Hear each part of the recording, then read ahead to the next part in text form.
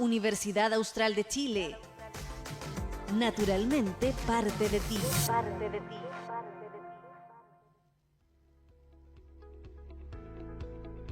SINDOC, Sindicato de Docentes de la Universidad Austral de Chile, presenta Voces Académicas.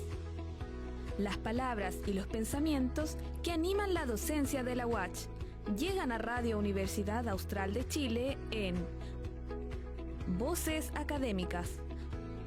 Acompáñenos.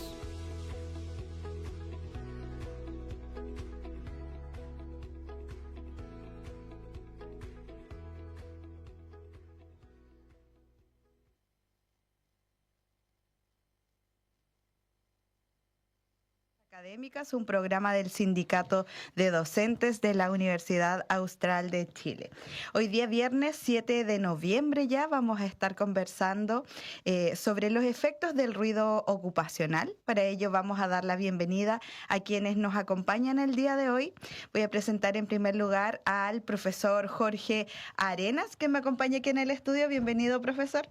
Él es académico de la Facultad de Ciencias de la Ingeniería de la UACH e integrante del Instituto de Acústica. El doctor Arenas ha desarrollado numerosos proyectos de investigación sobre el ruido y sus efectos y recientemente se convirtió en el primer chileno en presidir la Comisión Internacional de Acústica. Además, se encuentra entre los científicos de la UACH que forman parte del 2% más citados del mundo en su área. Esa es una noticia que salió hace poco, nosotros vimos.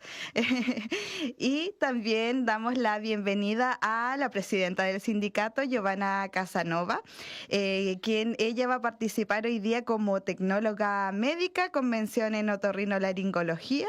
Es académica de la Escuela de Tecnología Médica de la Universidad Austral de Chile en la sede de Puerto Montt, y participó en la elaboración del Plan Nacional de Salud Auditiva y Cuidado del Oído 2021-2030, impulsado por el Ministerio de Salud. Bienvenida, Giovanna, ¿cómo estás? Hola, buenas tardes a todas y todos. Un gusto estar aquí junto con Jorge. Muchas gracias también a Jorge por darse el espacio de compartir con nosotros y con nuestros socios y con todos los que escuchan este espacio. Muchas gracias, Giovanna.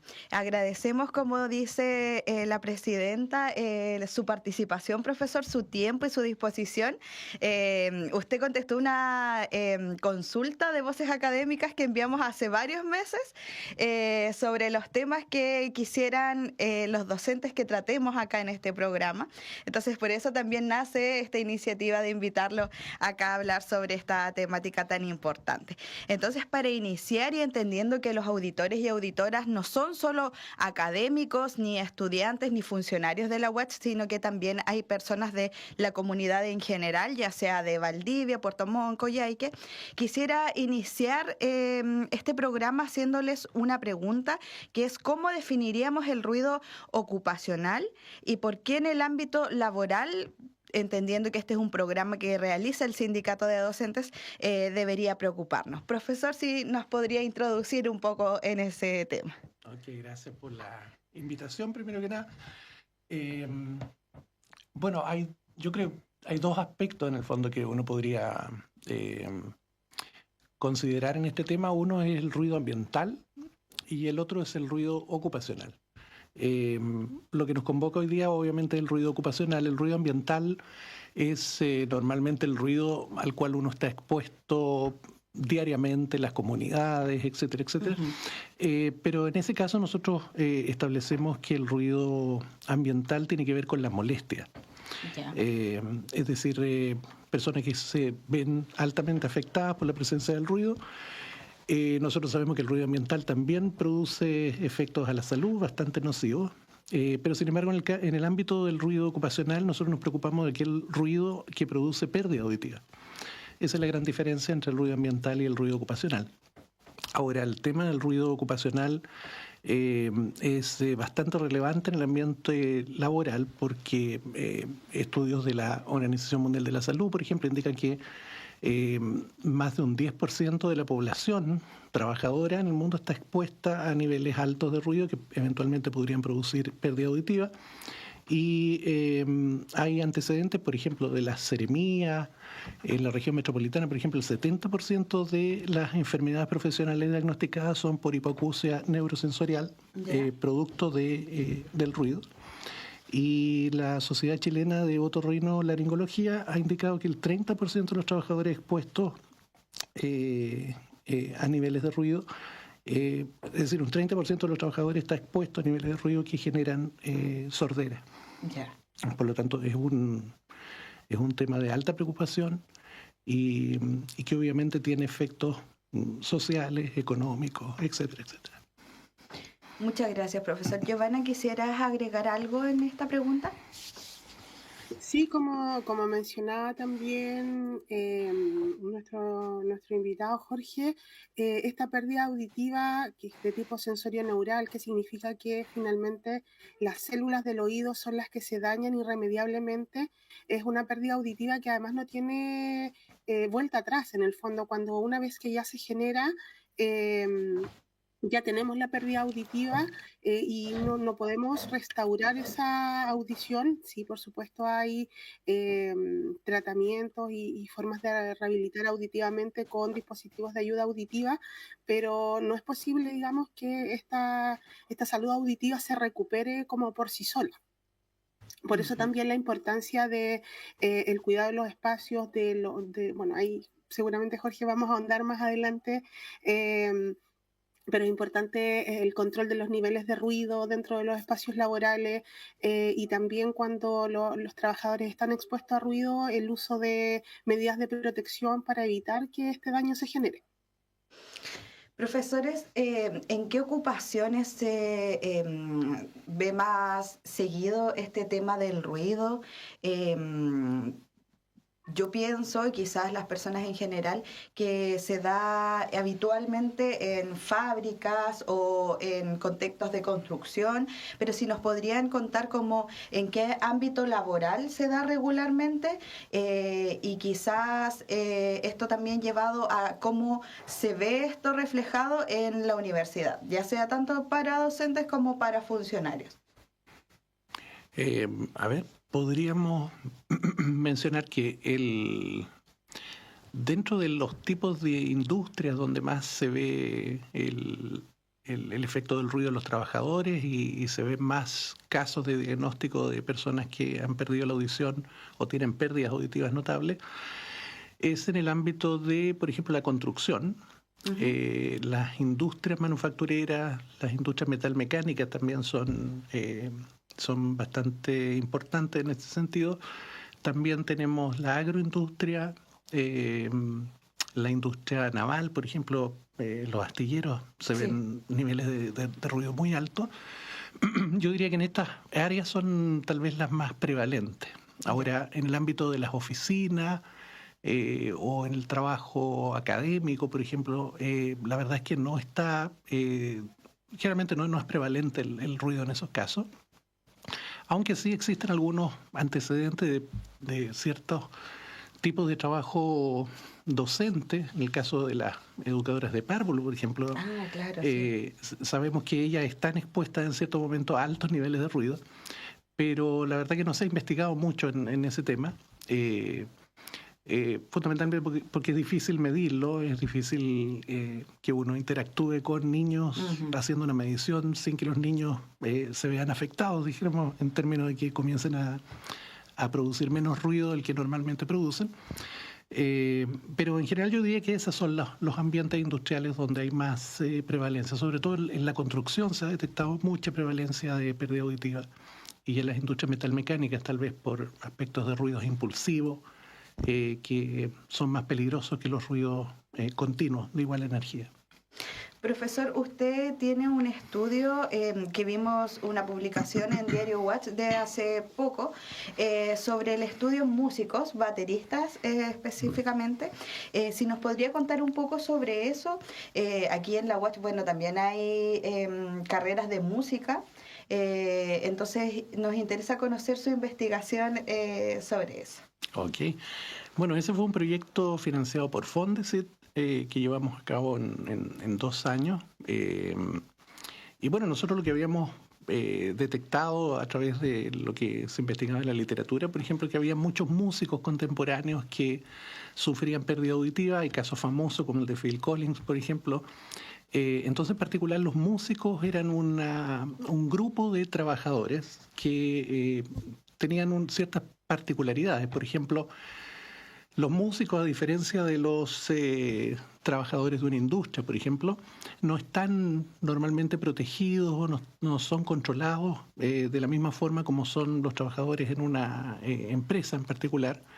Y además ellos tienen la característica de que normalmente los trabajadores en la industria no quieren recibir ruido.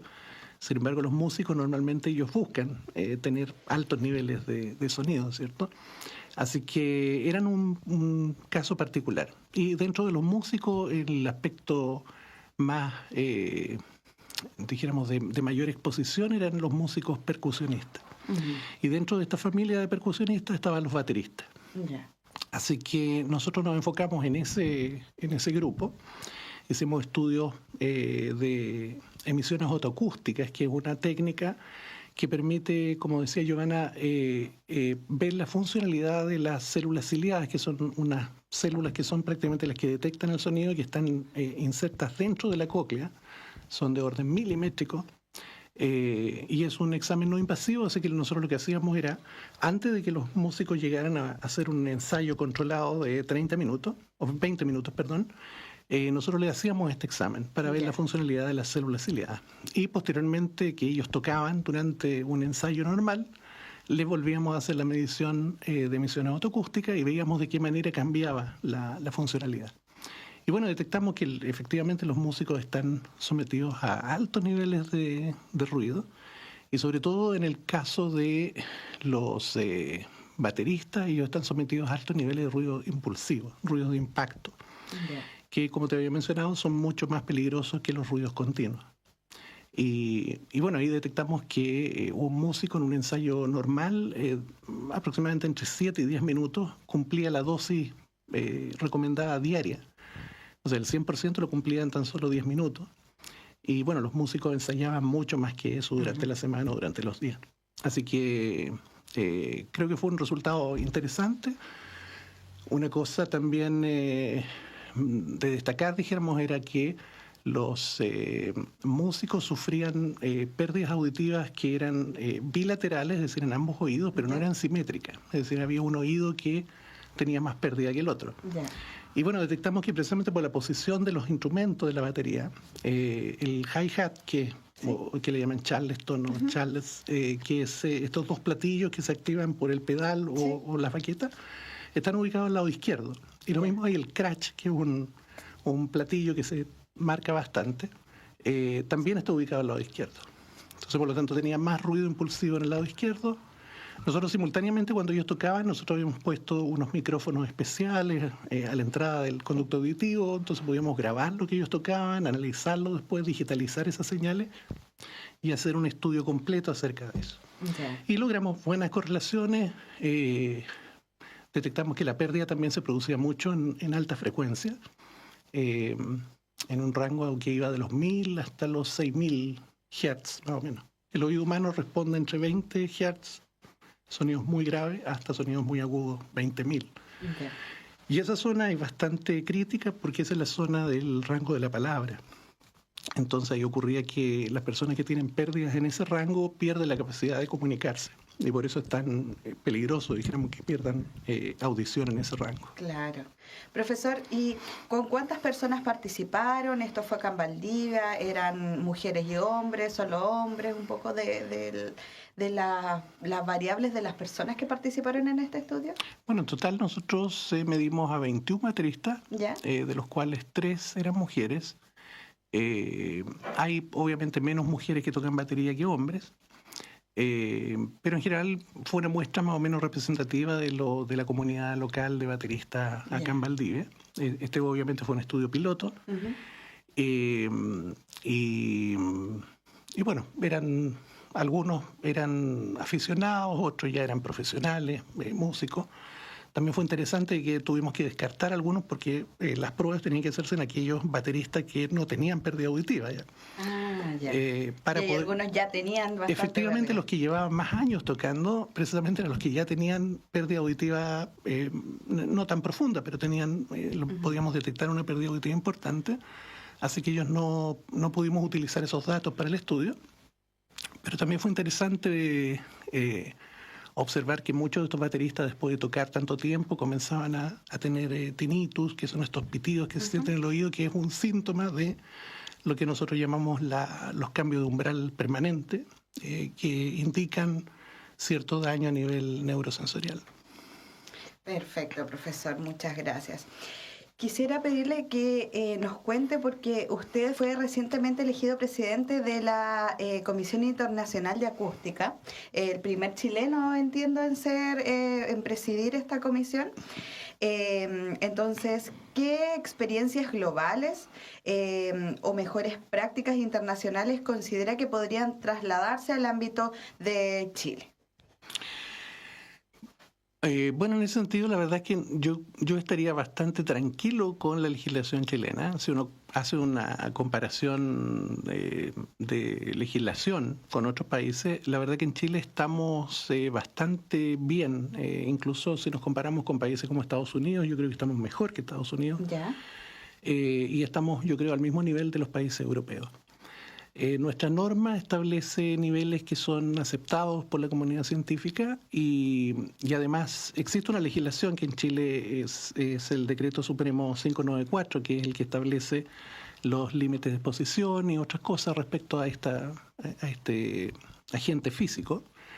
Y además existe un protocolo que se conoce como Prexor, que tienen que aplicarlo todas las empresas. Existen lo que se llaman niveles de acción, es decir, no se espera que se supere el límite máximo permitido, sino que hay un límite de acción que es más bajo, y desde ahí ya se deben comenzar a hacer dos tipos de vigilancia ambiental y vigilancia de la salud. Así que la opinión, incluso de colegas extranjeros, es que nuestra legislación está bastante bien desarrollada. Ahora, bueno, obviamente el aspecto de la fiscalización es algo que tal vez se podría mejorar, pero en términos legislativos yo creo que estamos bastante bien. Ya, la normativa está bien, por lo menos regulada. Sí. Profesor, y en este mismo sentido, ¿qué tipo de mediciones o indicadores recomendaría usted para evaluar acústicamente un espacio de trabajo en términos de riesgo auditivo? ¿Cómo se mide esto? Bueno, en términos de riesgo auditivo yo diría que lo primero es ver qué tipo de fuentes emisoras de ruido hay dentro del ambiente en el cual uno va a trabajar. Los ambientes industriales uno identifica plenamente cuáles son las máquinas que son más ruidosas, cuáles son los procesos productivos que son más ruidosos, y de esa manera uno puede hacer como una especie de screening, un tamizado primero para poder saber cuáles son las fuentes principales. Ahora, en términos prácticos, bueno, evitar la presencia de paredes o estructuras que no aíslan perfectamente el ruido del exterior, por ejemplo. Pero yo diría que lo fundamental es eso, y cuando existen estas fuentes de ruido, poder aplicar medidas de ingeniería.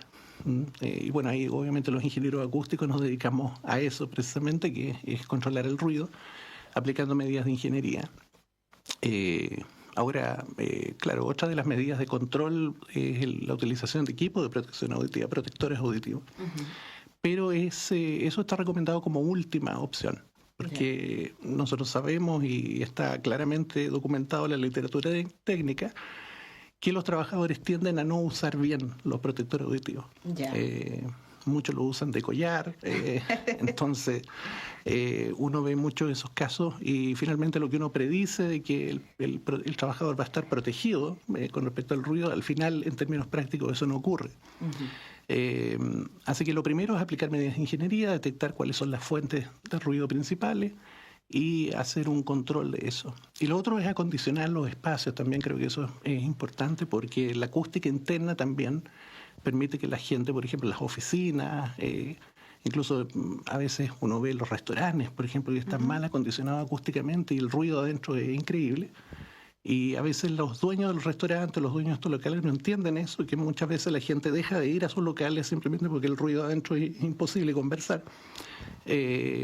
Así que yo creo que esos son los aspectos más relevantes que uno podría considerar. Muchas gracias, profesor. Giovanna, si nos podrías contar un poco sobre tu participación en la elaboración del Plan Nacional de Salud Auditiva, que entiendo que pone énfasis en la prevención y la promoción, no solo en el tratamiento, así que cuéntanos un poco, que el profesor nos contaba un poco sobre la prevención de que estos, por ejemplo, utilizar audífonos, las personas, audífonos protectores para el ruido, las personas de repente no lo saben utilizar. Entonces, cuéntanos un poco sobre ese trabajo, por favor. Ya, bueno, o no lo quieren utilizar también, porque a nosotros También. nos llegan muchos pacientes que reconocen también el no querer utilizar los protectores auditivos porque les resulta incómodo, porque a veces no escuchan como dentro del ambiente. Así que un factor importante igual como la autonomía de las personas.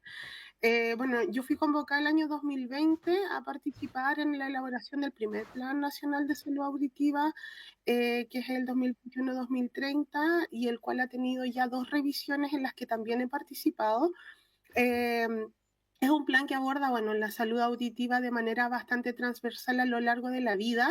Y aquí, bueno, entra dentro de este plano de la transversalidad también un poco la salud auditiva laboral, que como bien dice Jorge, es una normativa legal en Chile que ya lleva muchos años y que es bastante sólida.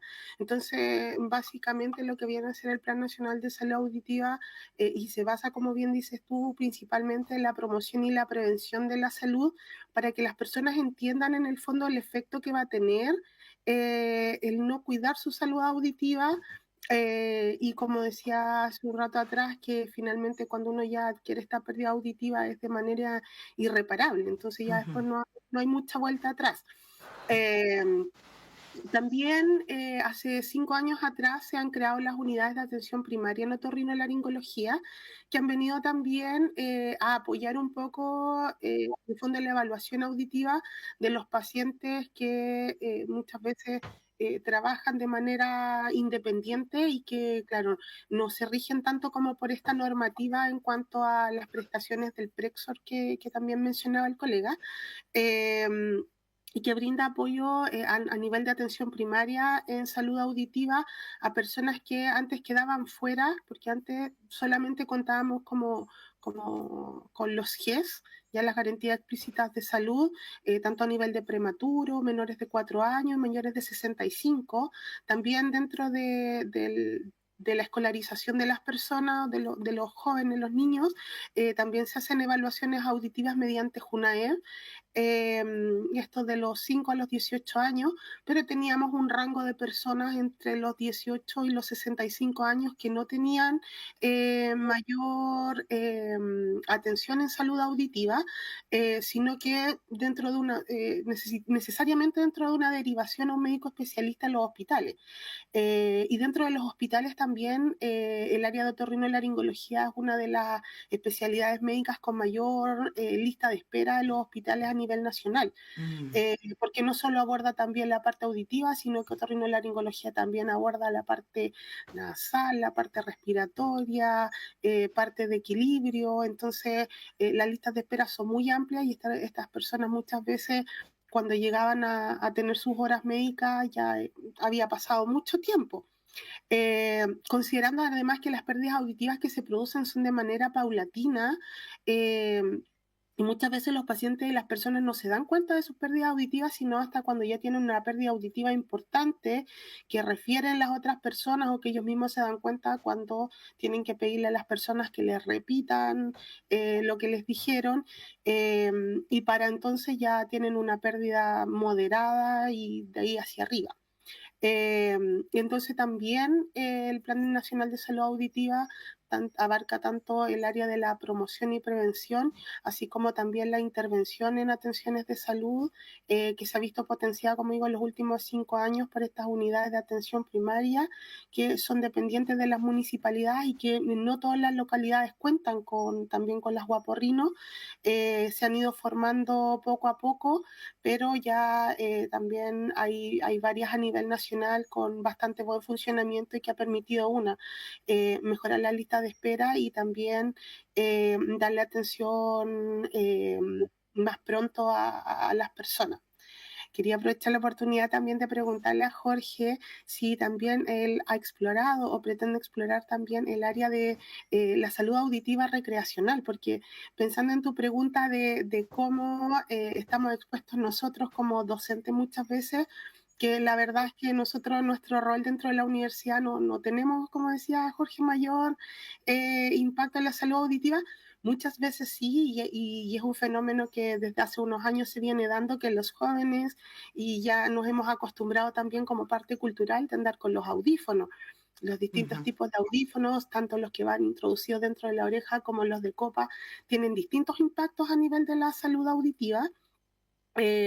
Siendo mucho mejores los de copa porque aíslan un poco el ruido ambiente, entonces las personas tienden a subir un poco menos el volumen para un nivel confortable, pero ¿a quién no le ha pasado que muchas veces vamos caminando por la calle y pasa alguien con audífono y uno puede escuchar de afuera lo que la persona está escuchando con los audífonos? Entonces el nivel de control, que si bien ahora los teléfonos también reportan cuando tú subes mucho el volumen y te avisan que está a un nivel como sobrepasando un nivel óptimo de escucha, la mayoría de las personas lamentablemente pasa por alto esa información y escucha ruido muy fuerte. Entonces muchas veces también nos sentamos frente al computador y como para aislarnos y concentrarnos en lo que estamos haciendo, se usan los audífonos y muchas veces a niveles que son muy altos. Entonces quería aprovechar ahí de preguntarle a Jorge si también ha hecho algún estudio exploratorio o tiene proyectado hacerlo respecto del ruido recreacional.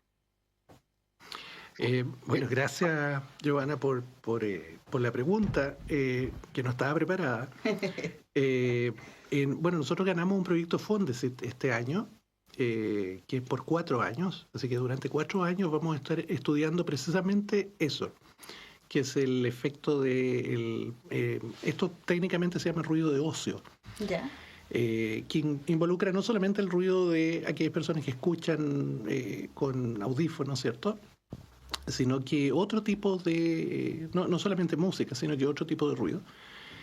Bueno, y este estudio va a enfocarse precisamente en medir una población muy grande de jóvenes.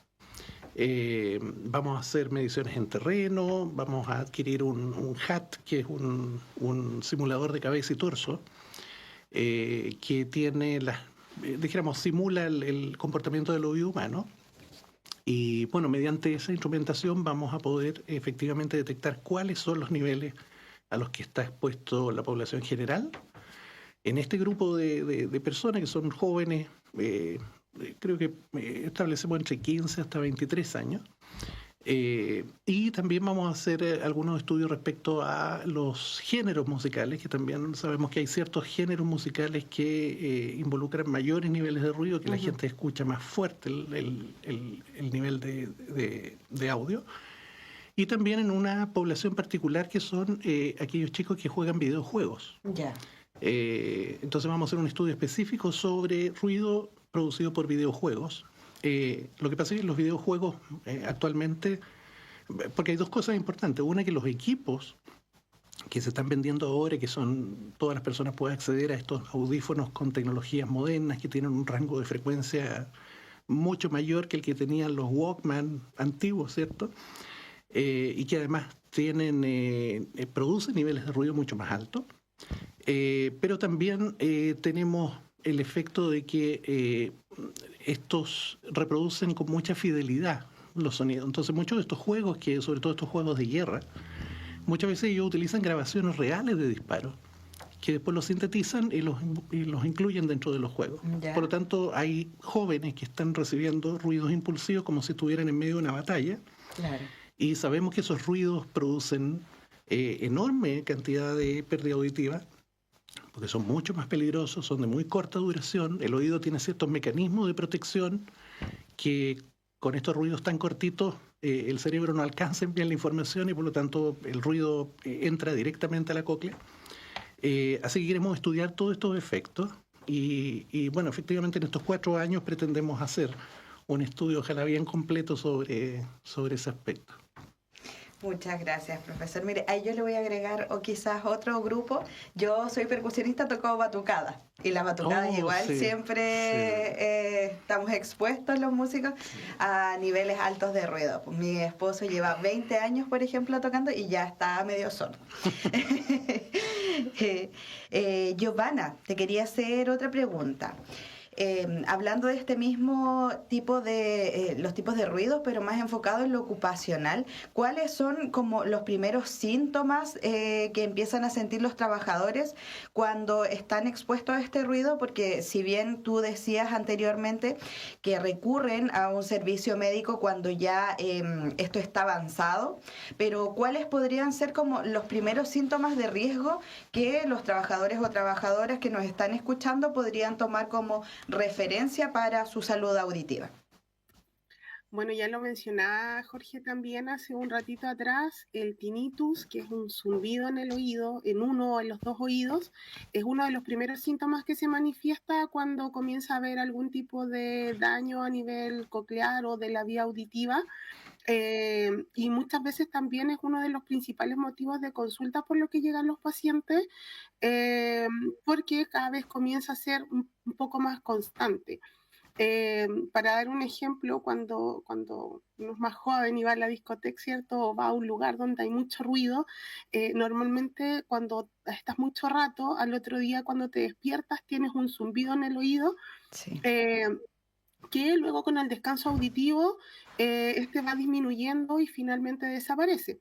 Pero claro, cuando hay una exposición de manera constante, cada vez este zumbido se va haciendo también de manera más permanente y es uno de los síntomas que muchas veces puede quedar también como síntoma junto con la pérdida auditiva y que además genera también mucha molestia en los pacientes porque cuando ya se hace de manera permanente, queda de manera permanente, genera una irritabilidad permanente en las personas, no pueden dormir, cuesta mucho conciliar el sueño y eso también desencadena luego, puede desencadenar algún tipo de patología más sistémica, aumentos de presión arterial, pero el principal síntoma diría yo que es el tinnitus. Ya bueno, luego la pérdida auditiva que comienza a manifestarse como ya mencionaba previamente.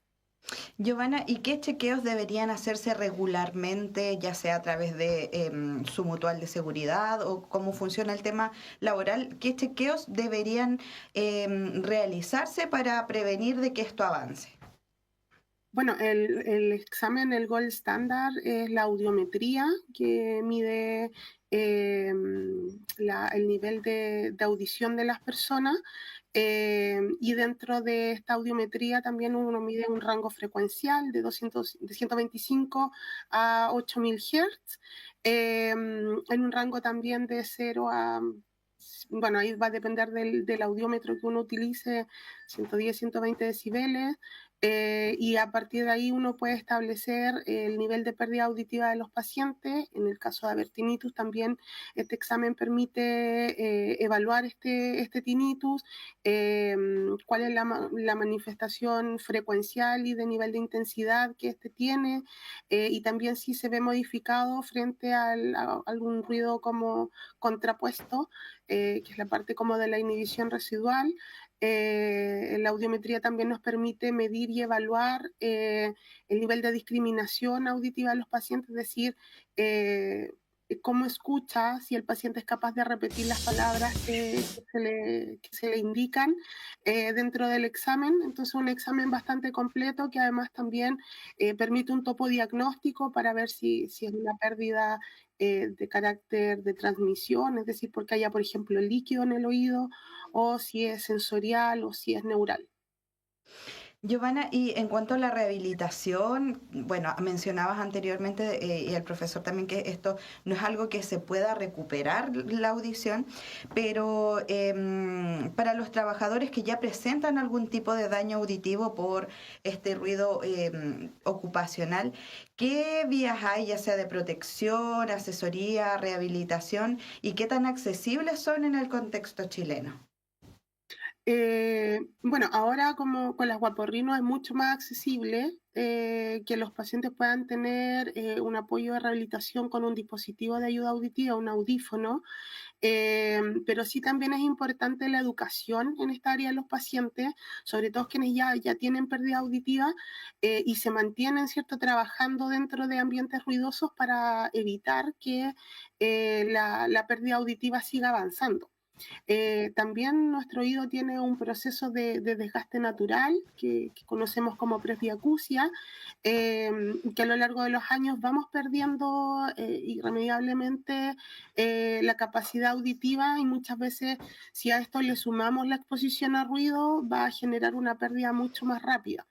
Entonces, dentro de la parte de rehabilitación, primero la educación al paciente para evitar conductas de riesgo auditivo o que las mantengan, y también la parte de la adaptación de audífonos que puede ayudar también con la pérdida auditiva en sí, y también puede ayudar con, actualmente la tecnología permite tener que estos audífonos tengan enmascaradores de tinnitus. Entonces, para las personas que además se quedan como con este tinnitus permanente, tienen la posibilidad de tener un enmascarador que les va a permitir que esta alteración sea menos notoria. Muchas gracias, Giovanna. Me gustaría preguntarle a ambos qué consejos prácticos darían a los trabajadores y trabajadoras para proteger su audición, ya sea en clases como estudiantes, como mencionábamos, en las fábricas, en los ensayos musicales de los percusionistas, para fomentar un ambiente más saludable auditivamente, profesor. A ver, yo diría que un aspecto muy importante es la educación. Yeah. Es decir, que las personas entiendan, tal como decía Giovanna, la pérdida auditiva neurosensorial es definitiva. Es decir, nosotros los mamíferos no recuperamos nuestras células ciliadas, a diferencia de los peces y las aves, que se sabe que ellas sí recuperan las cilias. Pero en el caso de los mamíferos no ocurre así. Por lo tanto, cualquier pérdida auditiva va a ser permanente y por lo tanto irrecuperable. Lo otro es, para los trabajadores, por ejemplo, seguir las recomendaciones que dan los expertos en prevención de riesgo, que cuando ellos entran a zonas, por ejemplo, de altos niveles de ruido, ellos deben utilizar, y generalmente en las empresas esto está bastante reglamentado y por lo tanto hay indicadores. Incluso en algunas empresas tienen un display donde indican los niveles de ruido a los que están expuestos. Sí. Que sigan las instrucciones, que ocupen los protectores auditivos de manera adecuada, que hablen con sus representantes sindicales, por ejemplo, que también el Prexor es algo que debe estar internalizado no solamente por los empleadores, sino que también por los sindicatos. Por lo tanto, ellos tienen que seguir ciertas normativas, tienen que seguir cosas que son legisladas. Así que, por lo tanto, el uso de protector auditivo adecuadamente, la rotación de personal, por ejemplo, es algo que también muchas empresas utilizan de tal manera que las personas trabajen en lugares ruidosos por menor tiempo, porque aquí hay un aspecto acumulativo, es decir, la persona puede trabajar en lugares muy ruidosos, pero por tiempos más cortos. Aquí nosotros hablamos en estos términos de dosis de ruido. Por lo tanto, las personas no deben superar el 100% de la dosis, eventualmente podrían estar tiempos cortos en lugares ruidosos y luego trabajar en lugares más silenciosos. Y de esa manera podrían, sin tener que hacer actividades de ingeniería de control de ruido o grandes inversiones, eventualmente uno podría controlar los problemas de ruido en una empresa utilizando medidas administrativas.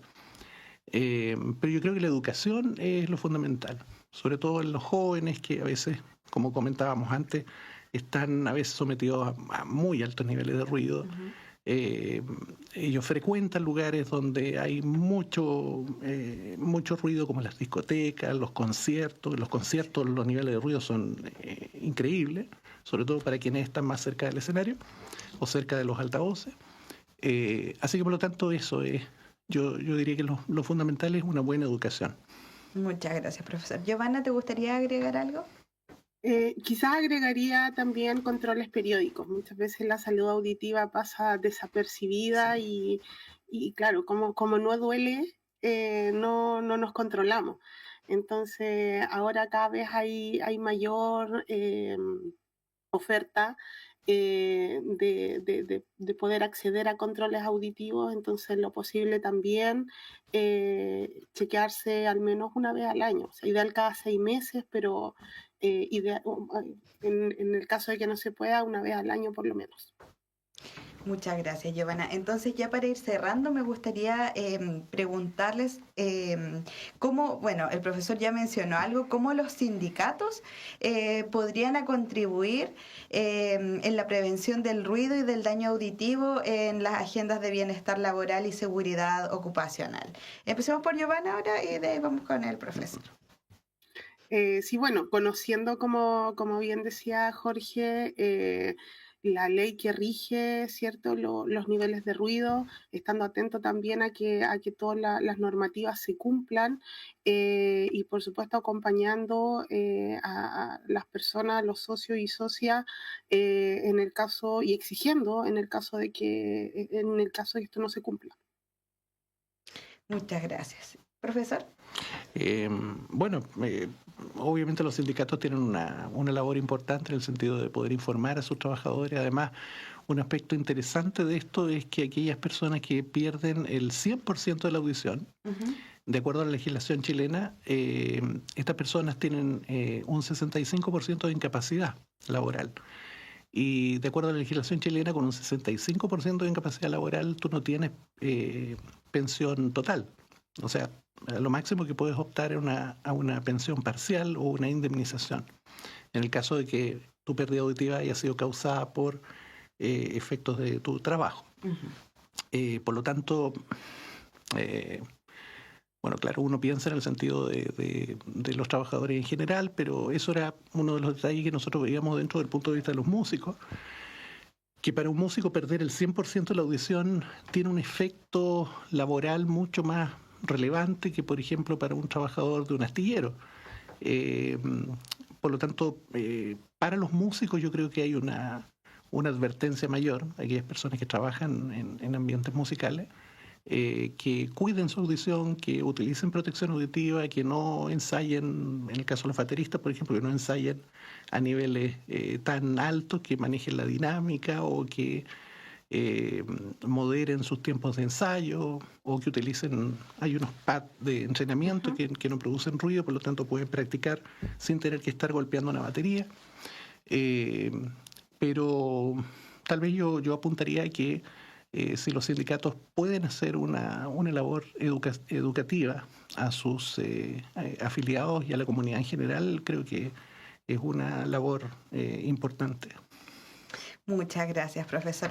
Les ofrezco el último espacio para las últimas palabras, si quisieran agregar algo que se les haya quedado, quizás en alguna pregunta.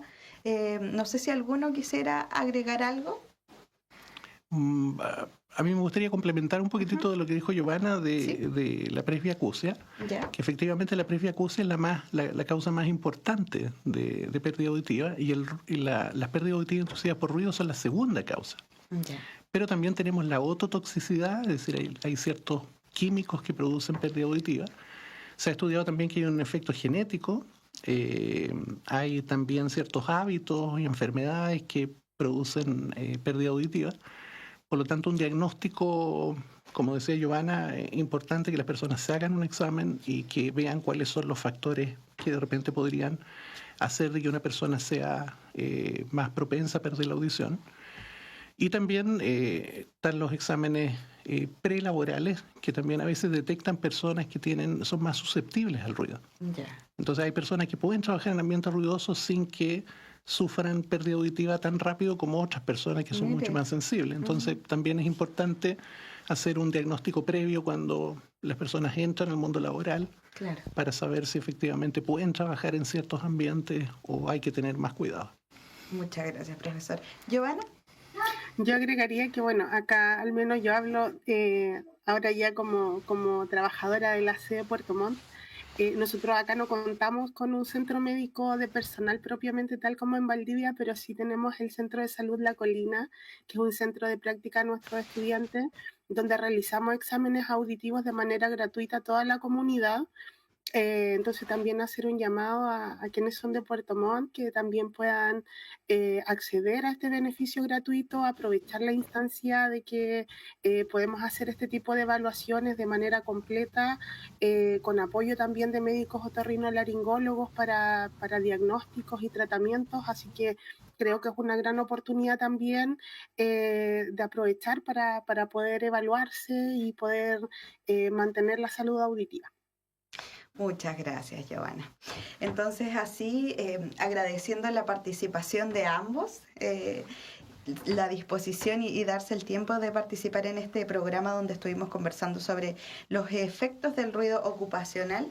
Finalizamos este capítulo de Voces Académicas. Las y los invitamos a seguirnos en redes sociales como SINDOC Watch y nos estamos viendo el próximo viernes a las 3 de la tarde en una nueva edición de Voces Académicas, un programa producido por el Sindicato de Docentes de la Universidad Austral de Chile. Muchas gracias, profesores, y nos estamos viendo. Chao, chao. Chao, gracias. Chao, muchas gracias.